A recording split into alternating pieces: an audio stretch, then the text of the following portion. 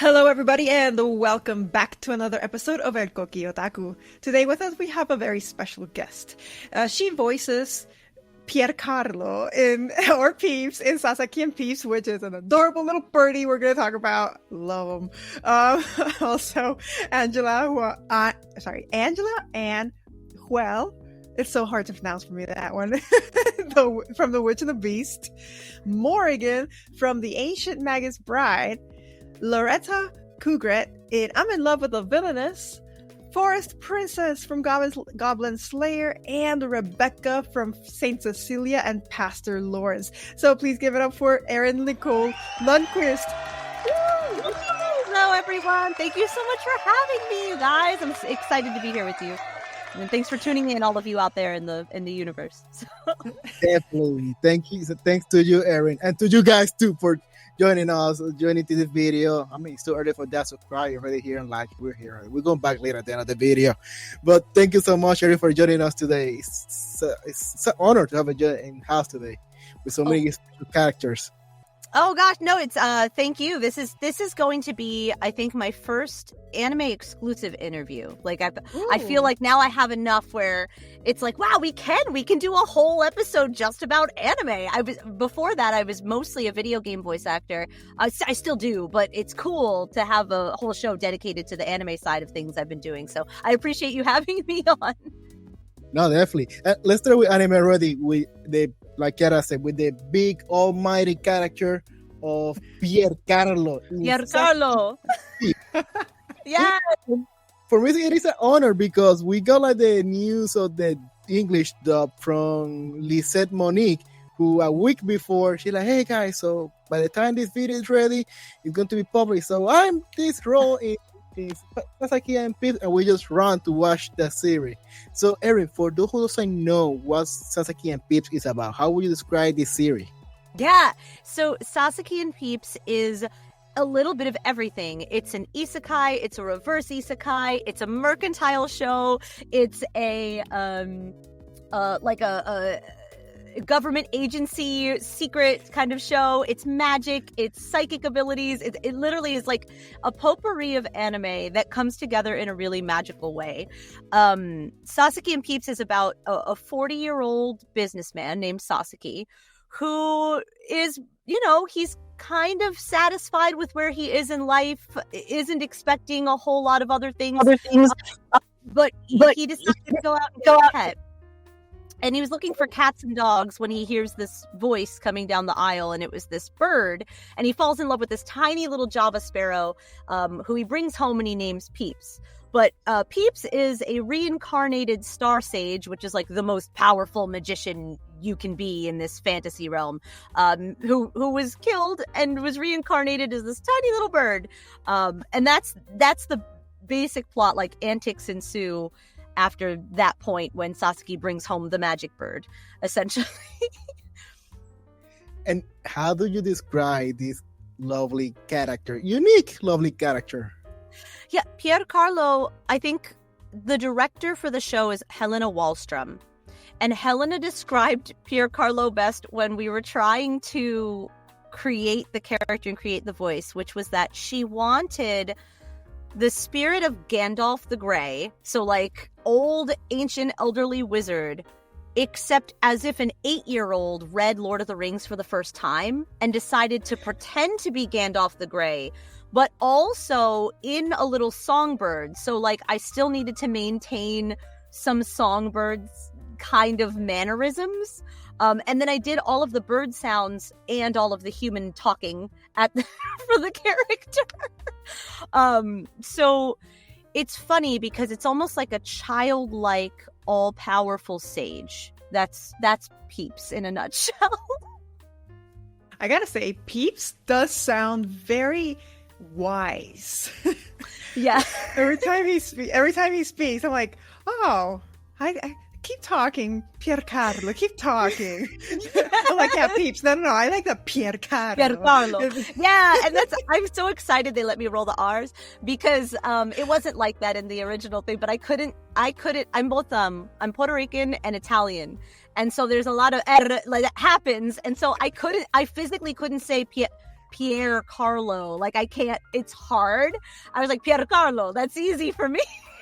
It sounds so much better that way. Sophisticated. It sounds really sophisticated. It's what it is. So I was grateful we kept it in, and then they actually, funny story, the actor who plays Sasaki, Tyson Reinhardt, had pronounced it as Piercarlo. And then when I got in there and I was like, my name is Piercarlo, they had Tyson come back and re-record the lines with the name. So yeah, no, I do like it. I appreciate that we're allowed to make those little liberties behind the scenes that bring a whole new dimension and flavor to the characters.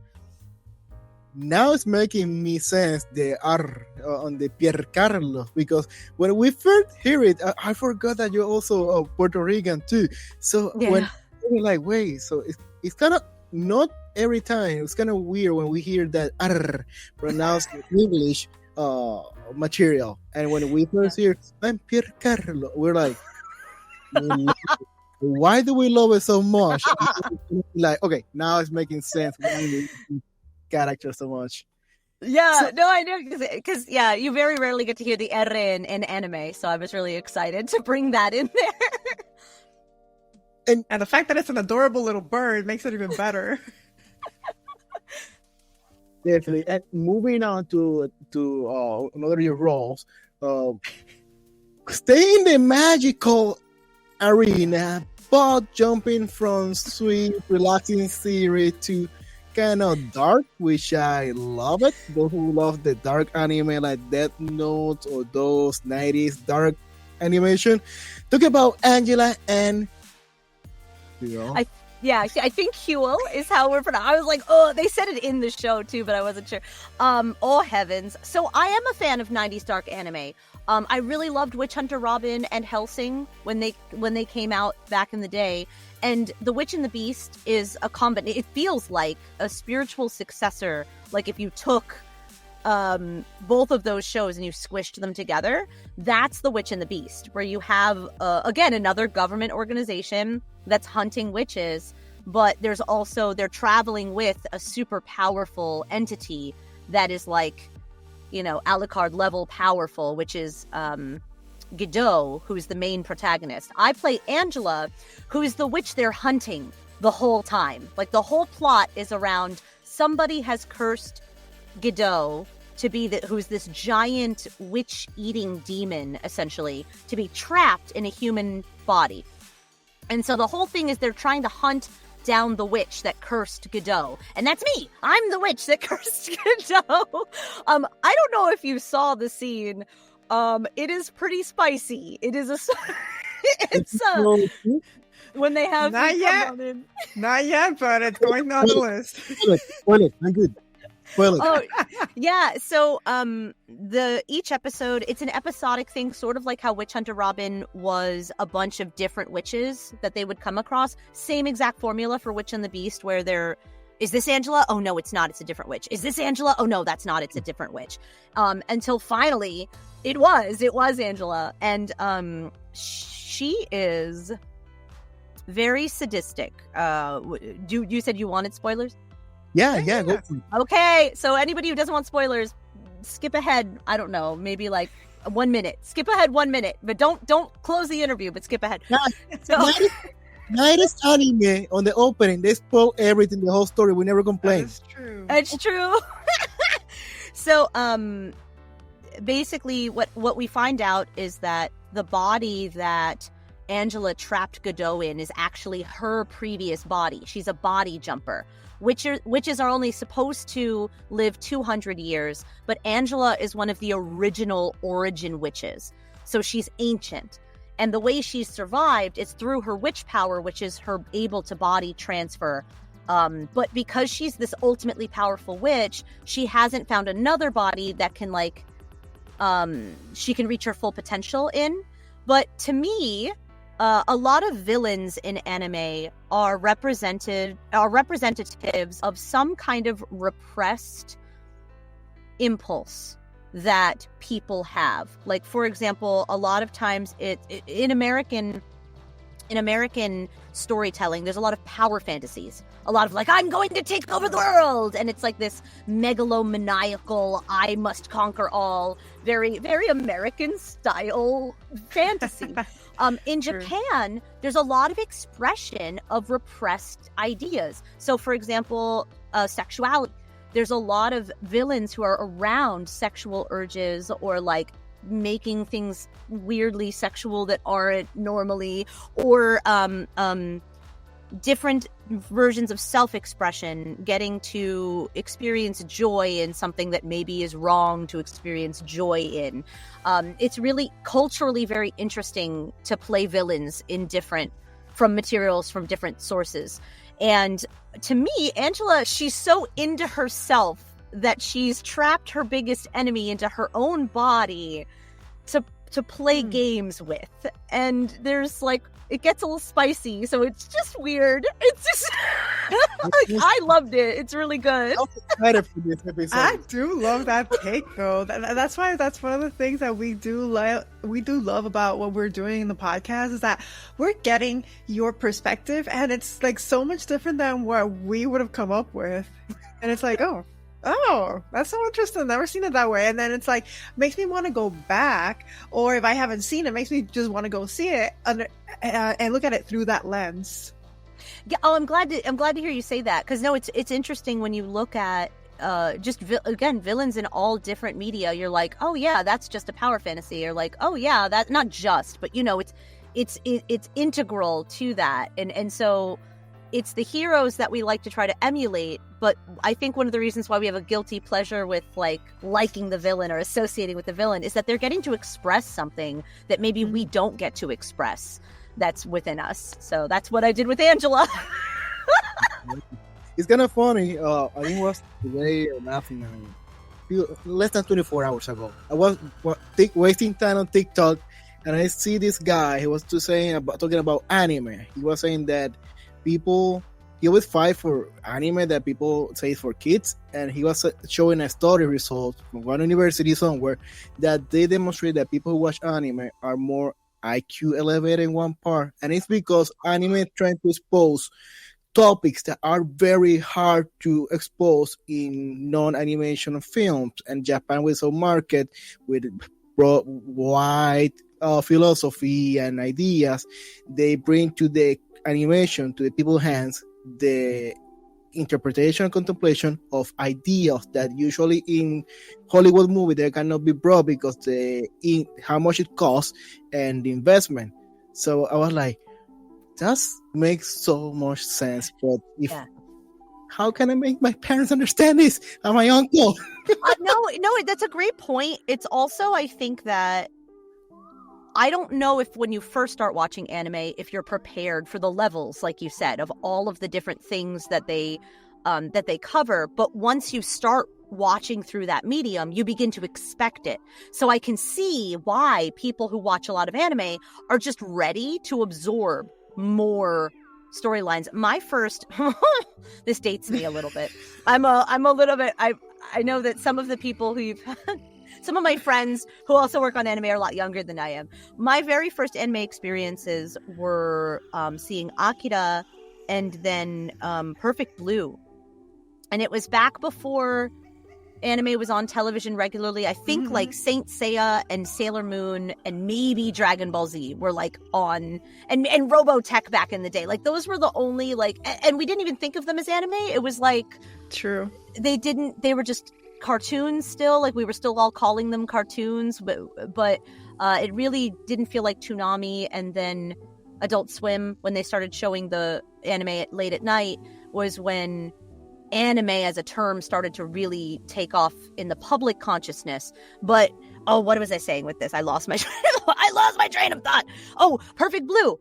Woo! Starting with Akira and Perfect Blue as my first exposure to anime, they're both high level concept, really deep, dark animated features. And so that you hit the nail on the head. From the get-go, anime came out swinging when it comes to sophisticated topics. Definitely. I must say something before you go. In terms of anime, I gotta say, like, when I'm watching anime versus live action, I'm surprised at how many times I'm gasping. I'm flabbergasted. I am like, oh my god, they did not just do this. They did not just say this. I was not expecting that. Whereas if I see a live action, I'm like, I know what's gonna come next. I know this. I know that. But you don't get that same feeling with anime. For me, when I watch anime, it's like completely new, and I can't predict it most of the time. And that's what I love about that.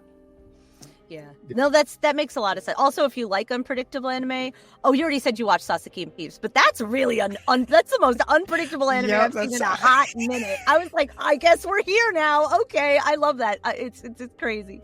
But no, like, you're right. There's magical girls in Sasaki. I'm like, wait, what? It's sidekicks, magical girls. Reverse and non-reverse isekai, like double street isekai, whatever. Yeah. Like, and then later on, if they announced season 2, which I'm very excited that they've announced a season 2, but in light novel number 4, they introduce aliens. So like, there's even more craziness coming.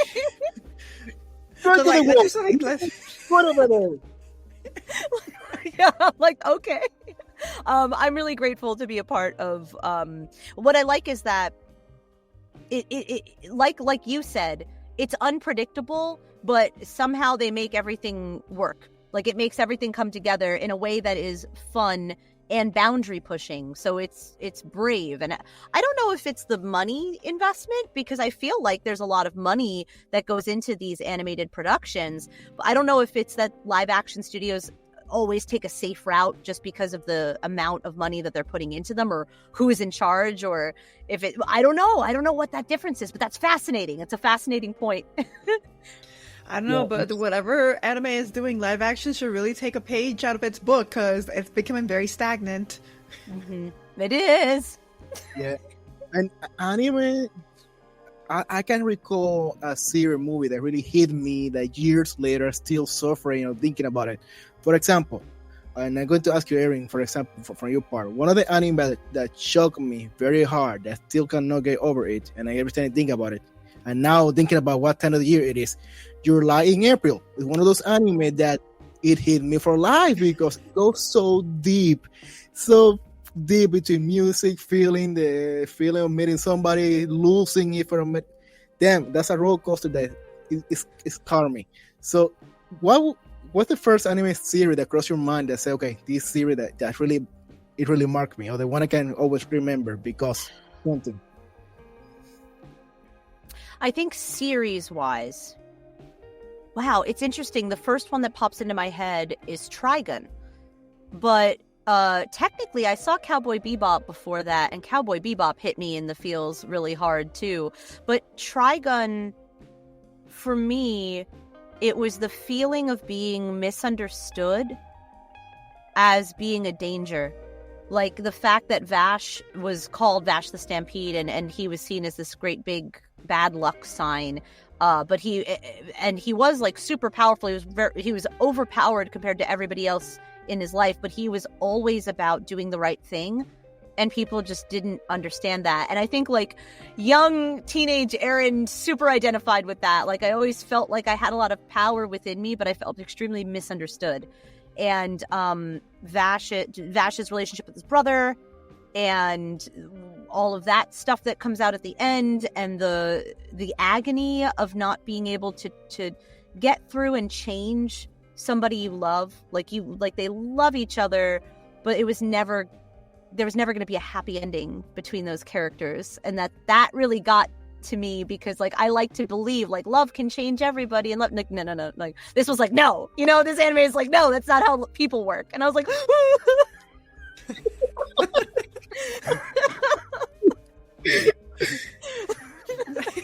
some people are just gonna be dicks, and I'm like, all right, I guess. Is there an anime that has ever made you, like, cry, like ugly cry? Oh yeah, I ugly cry at commercials sometimes. That's not hard to do. I'm very emotional.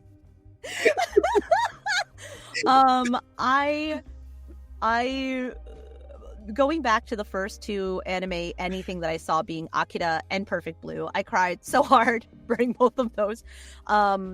Again, Cowboy Bebop, Trigun, Witch Hunter, all of them. Every anime has made me ugly cry. I don't know of a single.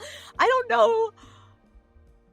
don't think I ugly cried during Sasaki and Peeps, at least. Not yet. Not yet.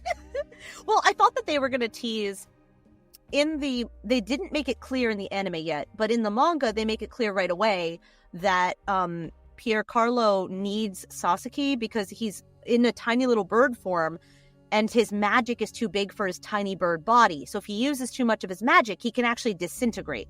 Like he can burn up his own. They haven't addressed that, but I thought that was going to come into play. Like we were going to have a big death fake out, and then we didn't. And I went, okay, maybe next season. but that was going to make me ugly cry. Like if we lose Peeps, I riot. I don't know. I would too. It's like now it's called Sasaki and because we right. don't have Peeps anymore. We don't have a Peeps. But no, I do. I cry at a lot of things. I allow stories to move me at a very deep level, because otherwise, what's the point?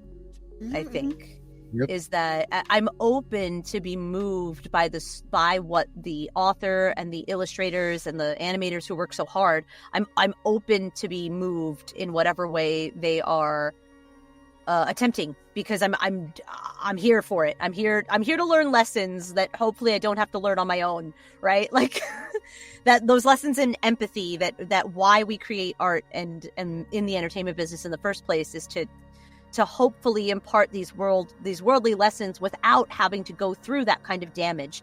That's my so I cry all the time. In conclusion. Yeah, before we move forward, what about you? Which one will be your anime series? I think I know which one it is, but which one? Ugly Cry. Which one do you think it is, though? Violet. I already know. Yes. So that's the one I was gonna say. I can't think of an anime series that has made me cry almost every episode, and it was so much, and it was Violet Evergarden. I was just like, I love that one too. All the time. I was like, what is this anime? Why am I crying all the time? That's a beautiful Gorgeous. anime. I don't have a lot of time to watch a lot of shows, but I've seen all of Violet Evergarden and all of the movies and all this. Yes, like beautiful. The animation, the story. Oh, you're right. It's so good. It's so good. I made the mistake of downloading it offline. I watched it during one of my flights for work. So I was crying at 1,000 foot altitude. And then I'm like, sinus! With the change of pressure, like, now this hurts. Why I decided to watch this series now? I'm flying back. I was like, I have nothing to watch. Let's play it again, Violet Evergarden. And mistake. But moving on from beautiful, another one with beautiful scenario, story with deep meaning and story. Talking about the Ancient Magus Bride with the character of Morrígan. Mm-hmm. How would you describe this series? That's kind of people have a hard time describing Ancient Magus Bride. Yeah, I think that the best way to describe Ancient Magus Bride is it's one of the most faithful and interesting adaptations of, I'll call it based in Celtic lore, but it's lore, it's folklore and fables from around the world. And all of these folklore and fables from around the world have come together to sort of explore the I'm going to call it almost like an undercurrent, like as if every fable was real and they're all out there. And all of these creatures, like there are people that are just existing in their lives, but also there's all of these like super magical beings that also exist. And then the story surrounds oh my gosh, I almost said Chane. This is because I'm looking at this is funny. I do have a this is Bakuno. Here's my favorite anime of all time. I keep it in my booth with me, and I saw one of the characters on here, and I was like, it's Chise, not Chane. It surrounds a girl who is like this super powerful well, and the mage that essentially purchases her, this ancient eldritch creature that purchases this girl, who is essentially like a walking magic battery, but there's like a whole like father-daughter, but then maybe love story, and then like it's very weird. It's beloved, which I appreciate being brought into season 2 of this beloved story. And personally, I did a lot of studying in college of myths and fables and fairy tales and folklore, and so I knew all about the Morrigan for like 25 years. It's a big she's a big cultural significance to myself and my family, and so it felt a little bit like being chosen to play her, rather than like, oh, somebody cast you in that role. I was like, it felt a little bit bigger than that. I was like, this is massive for me. This is a really important role, because the Morrigan, historically, she's the triple goddess of Celtic lore. She is the maiden, the mother, and the crone. When we come to find her in this show, she's the mother figure at that time, when the Morrigan appears. And she's 8 months pregnant and like a total badass. But she's she's historically rewritten throughout history, like in this world, to be marginalized or written out of history or seen as a doom and gloom omen, or like a bad omen, or, oh, you better beware of the Morrigan, when she's like the mother, she's the provider, she's this like big fertility goddess, but also, yes, the goddess of war, and like is a boon in combat if you sing her praises. It's just, you don't want to be on the wrong end of Morrigan's spear. So I did think that it was really special to be able to tell this story, because the way that the Morrigan was portrayed in the Ancient Magus Bride felt very true. It felt she felt very seen, and her whole story is about how men have forgotten her, and she's retaking her title. And I felt that way, like, just the fact that she's in the show, like the fact that she's even making an appearance is very in tandem with the message of the actual goddess, and it translated extremely well to the anime. So it was wild. It's a wild role. I felt very honored to play the Morrigan. I'm in shock that you study about these stories at college. And I feel like, wait, did I waste time and credits and money at college? So how do you study that at college? Oh, yeah. So I went to St. John's College in Annapolis, Maryland, and it's the Great Books curriculum. So everything we read was based off of Socratic seminar. So we started our big basis in ancient Greek philosophy. And so we read like ancient Greek philosophy, ancient Greek science, ancient Greek math, like for the year. And then we moved into like Latin influences and Roman influences. And so it was like going through time along with the great writers from all different cultures. And so I don't know how practical the education that I got was, but it really helps with this. It really, really helps with me being an actor and storytelling and having a deep appreciation and wealth of knowledge of mythology, of philosophy, of literature, because I read so much literature in college. Like everything was reading, and all of it plays into these themes for all of for all of modern writing. So I really appreciate my education now, even though like it's like, here's a liberal arts degree. Like, what do you do with a liberal arts degree? I don't know, but it's tell more stories, I guess, which I love. Definitely. And now we're already talking about college. So how did you start your career in the voice acting and making your way into anime? Yeah. So I've always been on stage. I started when I was 3 years old. I started doing performance art, whether it's in dance or in musical theater, things like that. voice acting, particularly, I was working okay, first of all, I was active duty military at the time. I was in the United States Air Force, and I was working in medicine, and I needed a creative outlet. And so I started making costumes. I started doing cosplay and like getting to bring characters to life in that way. And it reignited my passion for acting. And while I was doing like princess parties, and I would appear as like different princesses for birthday parties or different superheroes or what have you, somebody approached me and asked if I would like to do costume design for film and television.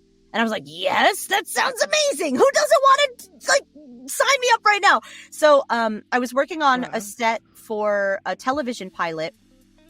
And I was just talking and like singing and playing around with the other crew members. And their sound engineer was like, you have a really great voice. Have you ever thought about voice acting? And I was like, say more right now. Like, what are you talking about? Voice acting? Because I love video games and animation, and like I love it more than anything. And it never occurred to me that was a job. Like that you could do that. Like the characters were so real to me that I didn't think that was something I could pursue. Anyway, the sound engineer who worked on this show, turns out he cast for a ton of commercials out of San Antonio and Austin. So I started in commercial work. And I did that for a couple of years. Somebody heard me and was like, hey, will you audition for this audio drama for this science fiction cyberpunk audio drama? And I did, and I got one of the leads, and it was then I was like, I have to do character work forever.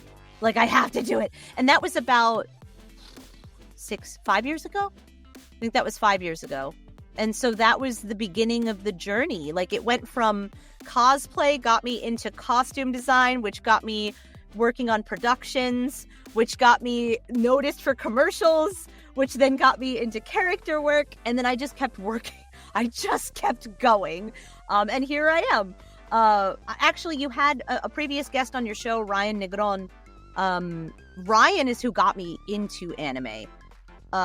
He was working with Crunchyroll in Dallas, and I had just relocated. I left the military and I moved to Texas, and it was a different part of the state.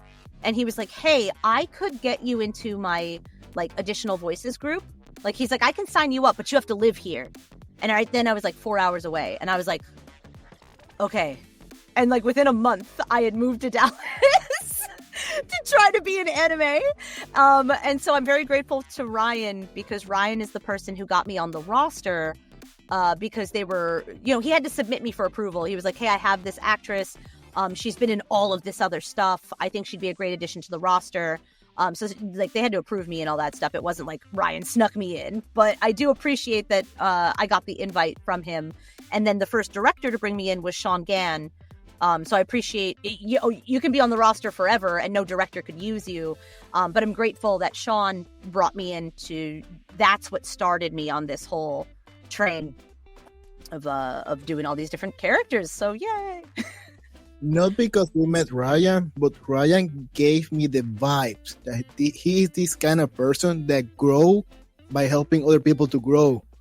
Because I hear a story about him and everything. He's like, oh yeah, Ryan helped you there and he connects. And I'm like, Ryan is like a networking developer. Not for himself, for other people to keep connecting. So yeah, that confirms my feelings about Ryan. Now the question is, how'd you guys meet? Oh wow! So, oh man, that's crazy. There is a series of manga that's dubbed by a company called Lab 316, and you can go onto YouTube. They have like hundreds of thousands of viewers for these comics. But I was doing these official manga dubs for these different Japanese companies, and one day I did a dub that was with a new voice actor, and I was like, this guy's pretty good. I was like, because like you don't have to be great to be like on YouTube manga dubs, right? Mm-hmm. But I was treating it as acting practice, and I was putting my all of my effort into it. And I heard this guy, and I was like, this guy's doing the same thing. I'm like, he's an actor, and he's really pushing it. I was like, so I contacted the producers. I was like, who did this dub with me? because like that, they're incredible. And they're like, oh yeah, let me put you in contact. And it was Ryan. And Ryan and I actually met online. So this was about 4 or 5 years ago again. No, it was about 4 years ago then. And we started doing the dubs together. So that way our performances were natural and playing off of each other. We don't even get that in anime now. Like everybody's recorded individually, but we used to do the manga dubs together.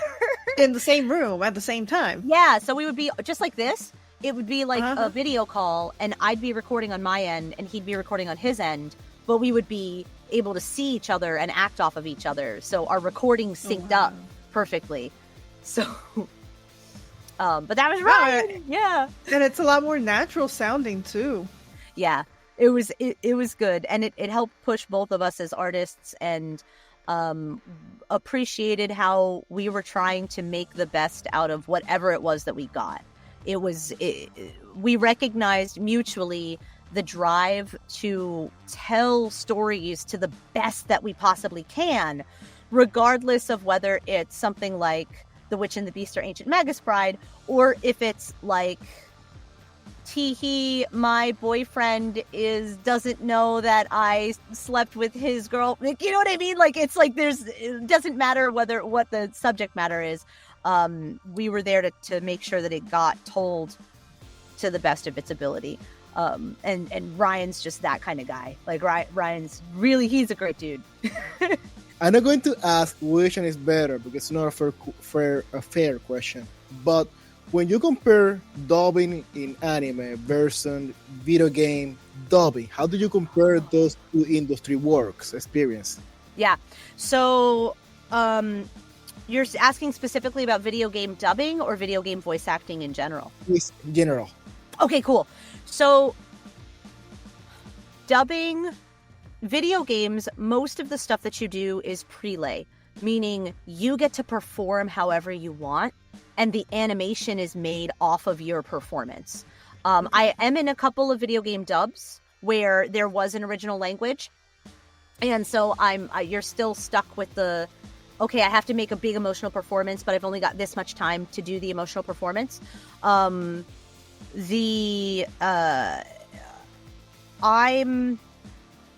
The biggest difference between the two is the overall emotional expression. In anime, it's extremely emotionally intense and heightened and higher energy on the whole, whereas video games, they tend to want really grounded cinematic performances.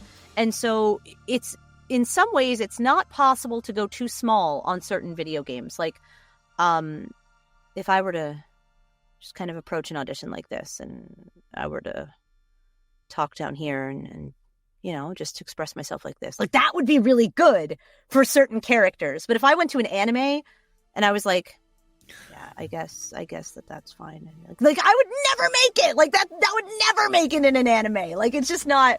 It's just such a different style. I can't. I mean, I know this is like the anime show. Video games are just such a passion for me. I love them so much. If I could do video games and just video games for the rest of my life, I would be happy, because that is the medium that speaks the most to me personally on like a core level.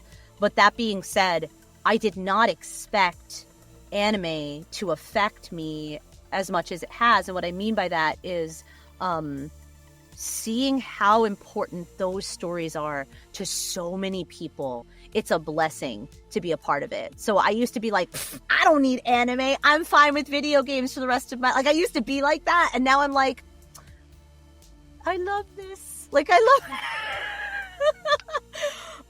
love it so much. I love it's challenging for me to be as big as anime needs me to be. Because I understand American animation. I've done huge, I call it Looney Tunes style animation. I've done these huge over the top Looney Tunes style characters, and I understand grounded cinematic reads for video games and the art of playing something extremely naturally. Anime is in the middle. It's theatrical in a way. It's almost like going back to theater and trying to play to the back of the room but also be realistic at the same time. Like it can't be fake sounding, but it does have to be bigger than life. And so it's that has been that lesson. We're almost there. Well, I know we're supposed to. Oh, actually, yes, it was Loretta. This is a good. Can I segue into our next character? That's perfect. I was like, there's one character that taught me how to do it, and that's Loretta Kugret from I'm in Love with the Villainess. When I first got into doing anime, the first 4 directors I worked with asked me the question, have you ever seen anime? Like, have you ever watched anime in your life? And I went, oh. They were like, do you know what anime sounds like? And I was like, oh, like, yes, I do. I've watched it for years, like decades. Oh God. And it's because I was sounding too realistic. I was sounding too cinematic. Okay. And it wasn't until Loretta Kugret that I figured it out, because Loretta's a mean girl. The whole thing about I'm in Love with the Villainess is that there's Ray Taylor and Claire. Oh my gosh, what's Claire's last name? It doesn't matter. Ray and Claire. That's gonna kill me. It'll come back to me. But Claire is the villainess of this game, and like Ray is isekai'd into it, and there's this whole like love story that goes on between them. And meanwhile, Claire has like no interest in Ray, who is like relentlessly pursuing them. And she's this mean girl. She's like the queen bee of mean. And Loretta's one of her little lackeys. She's one of the 3 mean girls in the show. And I've played mean girls a lot in video games, in audio drama. Like, it's on my demo. That's how confident I am in playing a mean girl. And it was not enough. Every scene I would do, the fabulous director, Emily Fajardo, Emily was so great at being like, okay, that was it, but just bigger. And I was like, what? I'm usually not given the direction of go bigger. And so I ended up figuring out that everything I had to do is like 5 times bigger than I think it needs to be. And that was hitting it right. And so after Loretta, all of my performances were landing really well because I had decoded in my own brain how to translate my cinematic acting skill to anime acting. But it was like without compromising the integrity of the performance. Because when people said like, do you know what anime sounds like? I didn't want to give them a sound. I didn't want to be like, oh, wow, yeah, I do. It sounds like this. Because that's like super fake and nobody wants that. Like, you don't want, nobody wants that. Or like in my case, like, you know, yes, in fact, I do. You know, like you don't, it's a trope, but I was like, there has to be a way to deliver an authentic feeling performance, but with the energy they need. And Loretta is how I did that, thanks to the patience and love of Emily Fajardo. I was able to figure this out. So I'm grateful for Loretta because she was the character that finally helped me decode what I needed to bring to go further in this medium. So yeah. And I'm breaking the script here, but if my memory is not wrong, from Saint Cecilia and Pastor Lawrence, Rebecca was one of your first characters too, right? Oh gosh, yes. So Rebecca was the character that I was like, oh yeah, this makes sense. Like, she's this in Saint Cecilia and Pastor Lawrence. Rebecca is the town seamstress, and she's this dressmaker. But she wears like a t-shirt and jeans. Like, she wears like a button-down shirt and jeans in this really. Everybody else wears like Ren Fair clothes. And then she's just, and so I was like, oh, she's like that, I'm a modern woman, don't need no man. Like, she's really down to earth and hip in this world full of women who are like, la, la, la. So I went in and I was like, I get this character. Blah.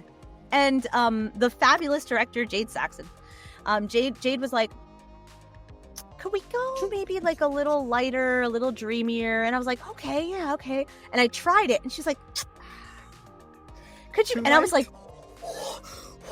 so I felt like for my first named character, the first session was just absolutely a disaster in my eyes. Like, we got what we needed, but I was like, And I was like, do I even watch anime? And that was because that came up. Like, have you watched anime? I was like, oh God. I was like, you're like gaslighting yourself. Like, I'm fired now. Like, I was like, I expected to come in the next session and be like, actually, we recast you. I was like, okay, that makes sense. But what I ended up doing was, I ended up taking a listen to remembering what Jade told me. Jade was like, okay, lighter, dreamier, softer, lovelier. Like, I took all those adjectives and I'm like, I'm missing something core about my character. Like, there's something that I wrote into this, like, badass, like, I don't need no man, like, I'm this modern woman that, like, clearly is missing some element. And so using the direction that Jade gave me, I was able to rewrite the entire mental backstory for this character that I had. And I was like, it's not that she's a strong, independent woman, don't need no man. It's that she had a man and he died. And that was her true love. And now she doesn't have a true love anymore. So she makes these dresses to give to these women so that they can find their true love, which is why she's so interested in Saint Cecilia and making Saint Cecilia as beautiful as possible, because she sees the love that's forming between Saint Cecilia and Pastor Lawrence. And she's like, her whole existence is now to bring people together. And so I walked into the second session and I was like, okay. And that was my mindset. And I was like, brah. And I did my first line and they were like, Jade went, yes, yes. And I was like, and then I did my second line. Jade was like, yes. She's like, I don't know what you're doing, but like, yes. And I was like, I had the character all wrong the first session. So I'm grateful for the chance. I'm grateful that I didn't understand it. I still didn't understand anime. I just did Rebecca, but I still didn't understand how to perform in anime. It wasn't until Loretta that I figured it out. I stumbled my way through a couple characters, I think, before I settled in. And you just remind me, I know we're going back to the first minute of the episode, but when you mentioned Rebecca's story and that feeling of that feeling, I don't find it in the North American non-anime and cartoonish production. I think the closest one might be Tony Stark when he died, maybe Iron Man, and even that's like, no, they're not the same, not even close. And every single character here, they had that backstory that it made you feel for them or hurt you somehow. Yeah, because we didn't know. All we knew about Rebecca was that it was implied she had 3 sons. We only see 2 of them in the show. But she has multiple sons, and there doesn't seem to be a father figure around. So in the first backstory I made for myself, the father left. So she was like, whatever, I'm my own single mom. I run this shop. This is my independent business. These are my boys. I'm going to raise them right. Like, I don't need no man. Like, that was my whole idea. And then when it wasn't what the world or the character needed, I needed to eat a big old slice of humble pie and go, okay, maybe I don't know my own character the way I thought I did. And that was right. I really didn't.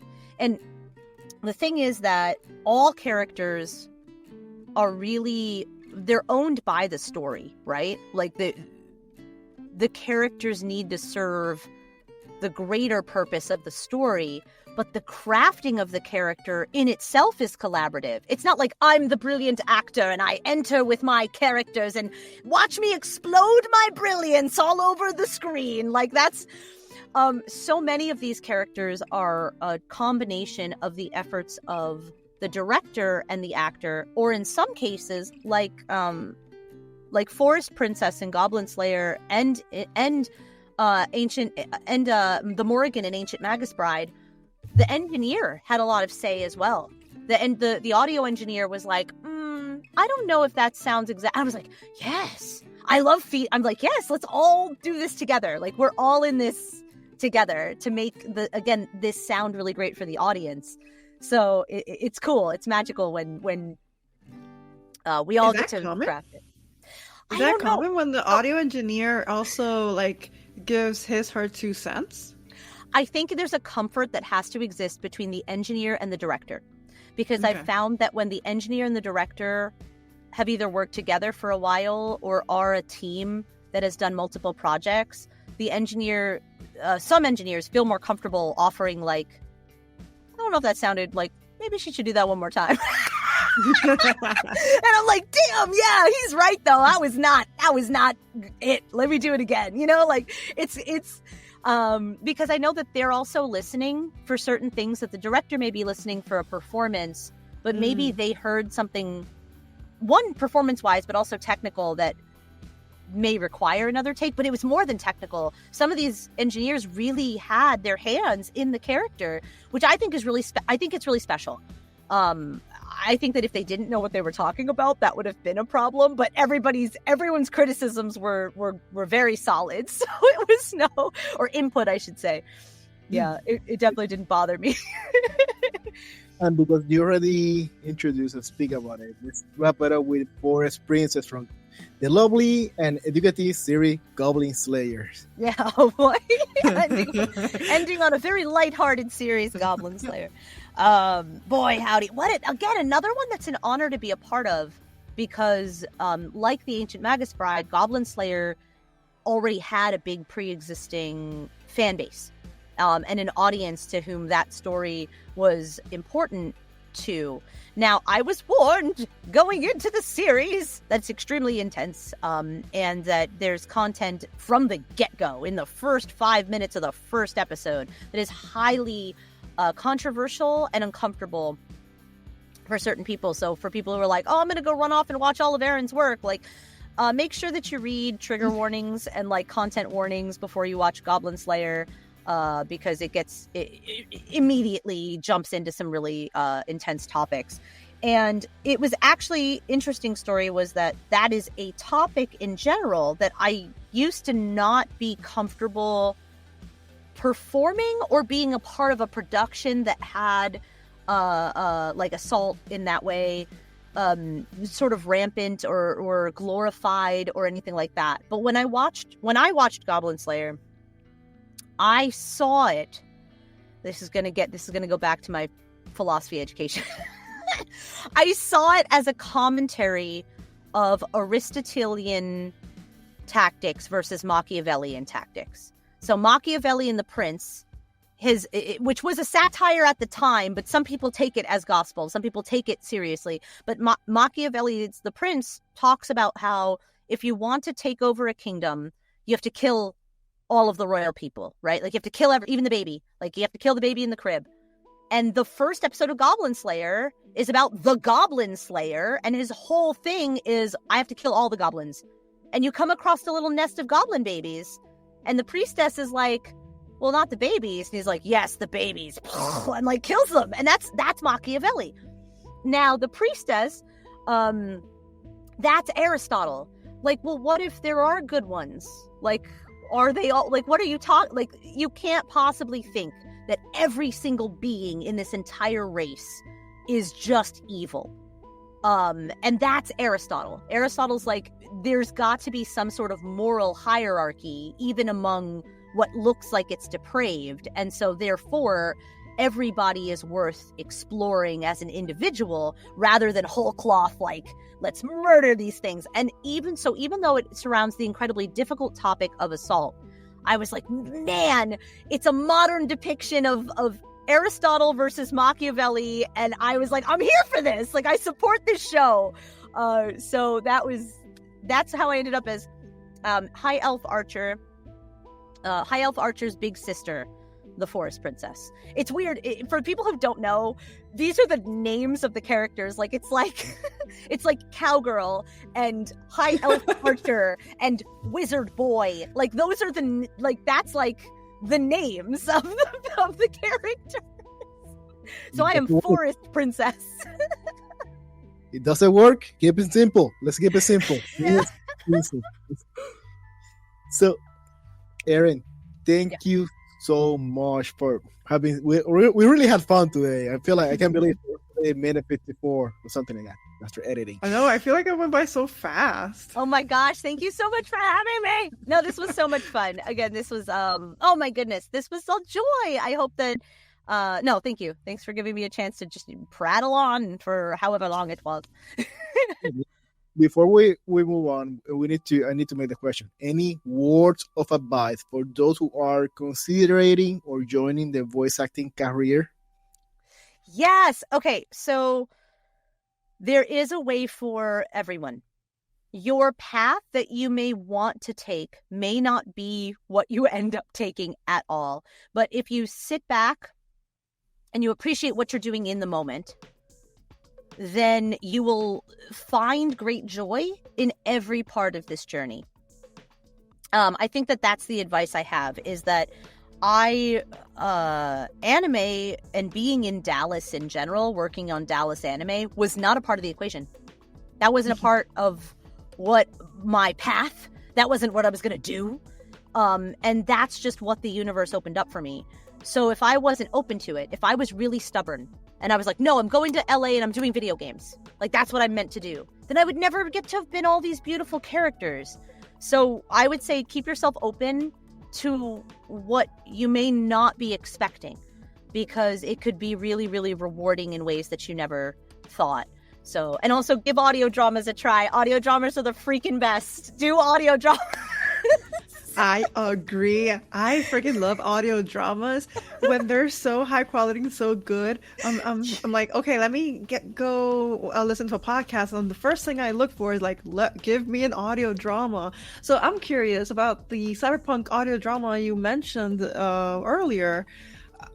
Is it called like that, like cyberpunk audio drama, or no? Oh my gosh! So if you want to hear baby actor Erin before I had any training and before it's called Splintered Caravan. It's available on all podcast platforms, so it's everywhere. It's Splintered Caravan, and then the more recent ones that have come out, if you want to hear like grown up Erin podcasts. I'm in the newest episodes of We're Alive Scouts Honor.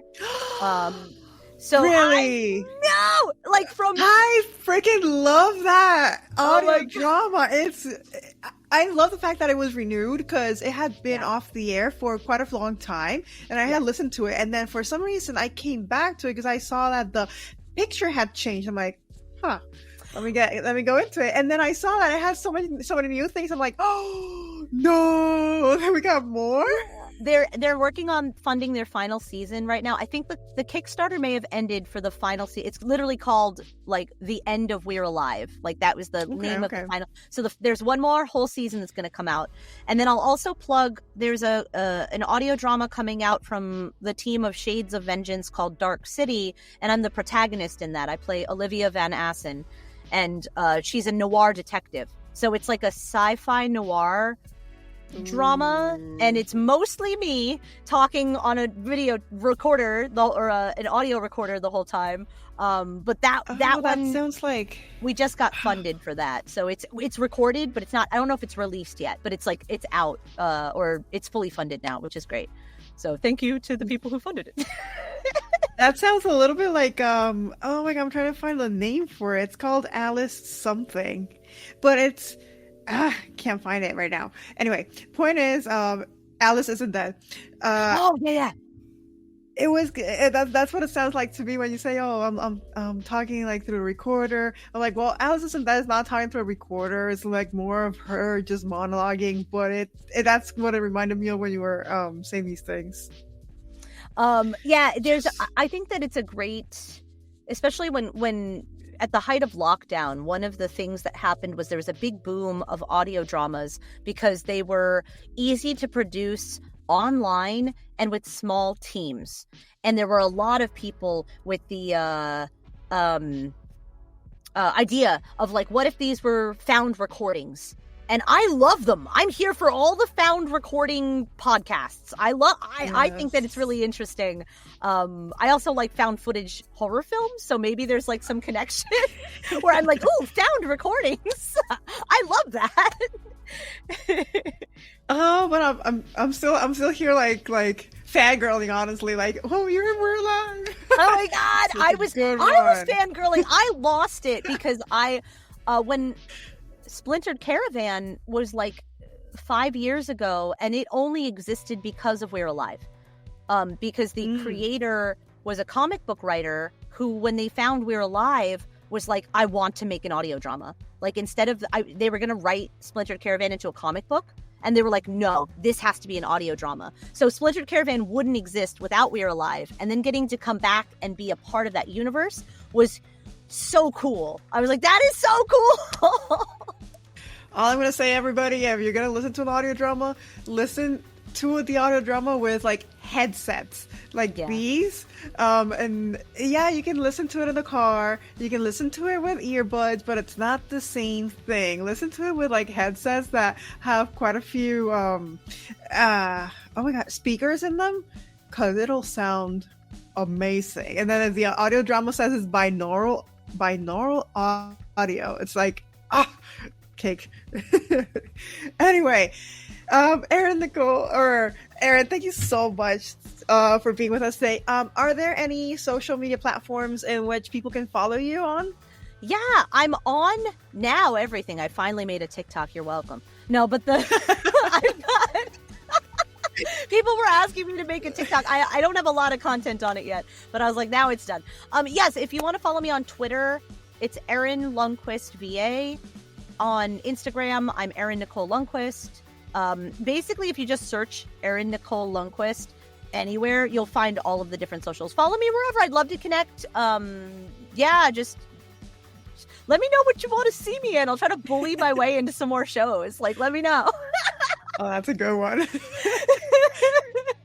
And for those of you who haven't followed us yet, hit that like, subscribe, and share on YouTube, X, Facebook, Instagram, or Twitter, whatever, every single social media platform. You can follow us at Koki Otaku. And also, we do have a new project. It's called Koki F1, in which we talk about Formula One and like the history and things like that. And we do lives after the race, usually across all of them. After all of them, if there's one we don't do it, it's because something's happening on our end, so we can't really do it. Otherwise, we would. So yeah, that's pretty much it. So thank you once again, Erin, for You're today. So welcome. I'm trying to hold on. I want to share something crazy with you. Perfect.